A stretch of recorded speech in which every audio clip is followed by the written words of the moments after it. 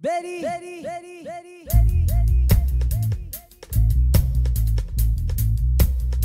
Bonjour mesdames, messieurs. Pour ceux qui ne me connaissent pas, mon nom c'est Sébastien Robidoux. Mais ça serait étonnant que vous ne me connaissiez pas parce que je suis quand même fameux sur les réseaux sociaux. J'ai plus de 362 vues à ma dernière vidéo sur 5 ans. Donc, si vous ne me connaissez pas, sortez de chez vous. Hein? Ça serait le fun que vous suiviez la partie. Hein?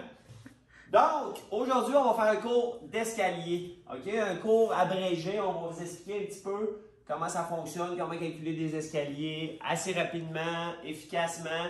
On va même avoir le temps, peut-être aujourd'hui, de voir une finition d'escalier. Donc, sans plus tarder, je vous présente le plan d'escalier que nous allons devoir faire aujourd'hui, ainsi que la finition. Donc, comme on avait vu plus tôt, notre élévation totale est de 1056. Donc, c'est notre élévation brute 1040, plus le fini du plancher au rez-de-chaussée qui est de 16 mm. Et si on avait eu un plancher au sol, il aurait fallu le soustraire. Donc, on a une élévation totale de 1056. J'ai une élévation totale de 1056 mm. J'ai contre-marche, giron. Là, je veux savoir, dans le fond, quelle hauteur vont avoir mes contre-marches. On avait notre élévation totale de 1056 mm. Okay.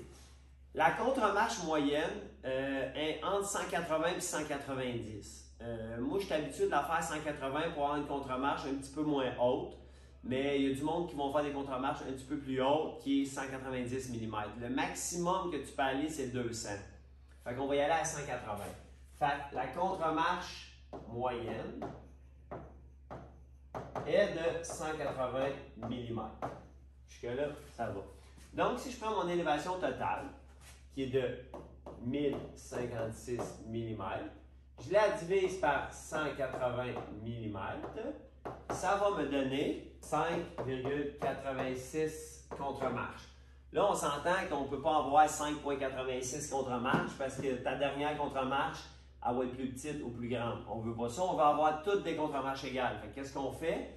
On reprend notre élévation totale, qui est de 1056. Puis là, on décide si on va à 6 ou 5 contre-marches. Okay? On va aller à 6 contre-marches ici parce qu'on est plus proche du 6. Puis 5, on risque d'avoir des contre-marches assez élevées. Mais ça pourrait fonctionner quand même. Fait qu'on va diviser par 6 contre-marches.